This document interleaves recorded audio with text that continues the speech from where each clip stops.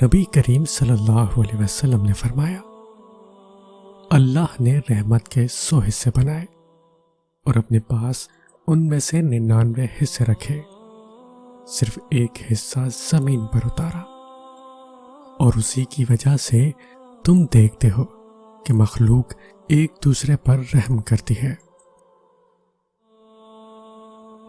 آپ صلی اللہ علیہ وسلم نے فرمایا، اللہ سے بڑھ کر کوئی غیرت والا نہیں، اس نے برے کاموں کو حرام کیا ہے، کھلے ہو یا پوشیدہ، اور اللہ تعالیٰ سے بڑھ کر اور کسی کو تعریف ہونا پسند نہیں ہے، یہی وجہ ہے کہ اس نے خود اپنی تعریف کی ہے۔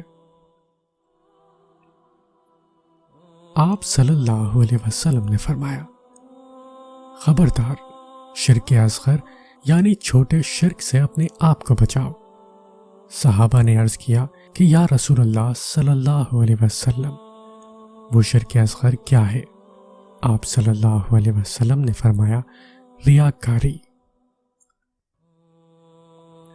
آپ صلی اللہ علیہ وسلم نے فرمایا، اپنی نیت کو ہر کھوٹ سے پاک رکھو، جو عمل کرو صرف اللہ کی خوشنودی کے لیے کرو، تو تھوڑا عمل بھی تمہاری نجات کے لیے کافی ہوگا۔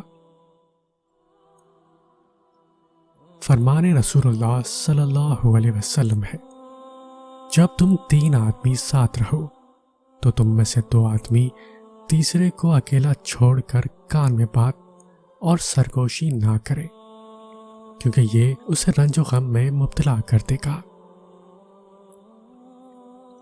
کوئی بندہ ایسا نہیں ہے جو گناہ کرے پھر اچھی طرح وضو کر کے 2 رکعتیں ادا کرے، پھر استغفار کرے تو اللہ اس کے گناہ معاف نہ کرتے۔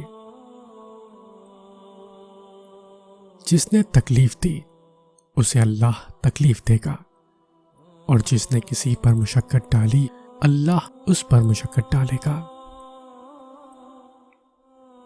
آپ صلی اللہ علیہ وسلم نے ارشاد فرمایا، عورتوں کی سب سے بہترین مسجد ان کے گھر کا آخری کمرہ ہے۔ جس نے مجھ پر 1 بار درود بھیجا اللہ تعالیٰ اس پر 10 بار رحمت نازل فرمائے گا۔ ہر چیز کے لیے صفائی ہے، اور دلوں کی صفائی اللہ تعالیٰ کا ذکر ہے۔ آپ صلی اللہ علیہ وسلم نے فرمایا، موت کی تمنا نہ کرو، کیونکہ مرنے کے بعد کے منظر کی ہولناکی بہت سخت ہے، اور یہ سعادت کی بات ہے کہ بندے کی عمر دراز ہو جائے اور اللہ تعالیٰ اسے اپنی طرف رجوع کرنے کی توفیق عطا فرمائے۔ جب کوئی چیز تیرے نفس میں کھٹکے تو سمجھ لے کہ گناہ ہے، لہٰذا اسے چھوڑ دے۔ آپ صلی اللہ علیہ وسلم نے فرمایا، اللہ تعالیٰ نے میری امت کے دلوں میں پیدا ہونے والے وسوسوں کو معاف کر دیا ہے، جب تک وہ انہیں عمل یا زبان پر نہ لائیں۔ تم میں سے کسی کے پاس شیطان آتا ہے اور تمہارے دل میں پہلے تو یہ سوال پیدا کرتا ہے کہ فلاں چیز کس نے پیدا کی، اور آخر میں بات یہاں تک پہنچاتا ہے کہ خود تمہارے رب کو کس نے پیدا کیا۔ جب کسی شخص کو ایسا وسوسہ ڈالے تو اللہ سے پناہ مانگنی چاہیے اور شیطانی خیال کو چھوڑ دے۔ آپ صلی اللہ علیہ وسلم نے فرمایا، جنت ناگوار چیزوں میں گھری ہوئی ہے، اور جہنم خواہشات نفسانی میں گھری ہوئی ہے۔ بے شک اللہ تعالیٰ فحش اور فحاشی کو پسند نہیں کرتا۔ نبی کریم صلی اللہ علیہ وسلم نے ارشاد فرمایا، اللہ تعالیٰ اس شخص پر رحم نہیں کرتا جو لوگوں پر رحم نہ کرے۔ اللہ تعالیٰ فرماتا ہے، میرا بندہ میرے بارے میں جو گمان کرتا ہے میں اس کے پاس ہوتا ہوں، اور جب وہ مجھے پکارتا ہے تو میں اس کے ساتھ ہوتا ہوں۔ محمد صلی اللہ علیہ وسلم نے فرمایا کہ جو موت کو اچھی طرح یاد رکھے اور اس کی اچھی طرح تیاری کرے وہ سب سے زیادہ عقل مند ہے۔ اللہ تعالیٰ کے لیے بعض لوگ ایسے ہیں جیسے کسی کے گھر کے خاص لوگ ہوتے ہیں۔ صحابہ رضی اللہ عنہ نے عرض کیا وہ کون لوگ ہیں؟ آپ صلی اللہ علیہ وسلم نے ارشاد فرمایا قرآن شریف والے کہ وہ اللہ والے اور اس کے خاص لوگ ہیں۔ ایک شخص نے کتے کو دیکھا جو پیاس کی وجہ سے گیلی مٹی کھا رہا تھا، تو اس شخص نے اپنا موزہ لیا اور اس سے پانی بھر کر پلانے لگا حتیٰ کہ اس کو خوب سیراب کر دیا۔ اللہ تعالیٰ نے اس شخص کے اس کام کی قدر کی اور اسے جنت میں داخل کر دیا۔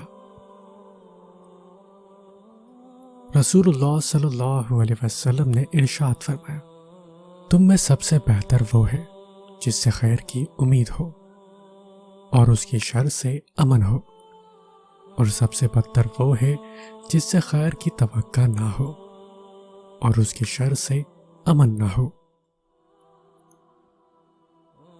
آپ صلی اللہ علیہ وسلم نے فرمایا جب قیامت کے دن ایسے لوگوں کو ثواب دیا جائے گا جن کی دنیا میں آزمائش ہوئی تھی تو اہل عافیت خواہش کریں گے کاش دنیا میں ان کی کھالیں کینچیوں سے کتری جاتی۔ آپ صلی اللہ علیہ وسلم سے پوچھا گیا سب سے افضل انسان کون ہے؟ آپ نے فرمایا ہر وہ شخص جو دل کا صاف اور زبان کا سچا ہو۔ جب تم بیمار کے پاس جاؤ تو اس سے اپنے لیے دعا کی طلب کرو، بیمار کی دعا ایسی ہے جیسے ملائکہ کی دعا۔ تم علم حاصل کرنے کے لیے کوشش کرو، بے شک اس کا سیکھنا نیکی، اس کے بارے میں بحث تسبیح اور اس کے لیے کاوش جہاد ہے۔ رشتوں کو طے کرنے میں دینداری کو مقدم رکھو۔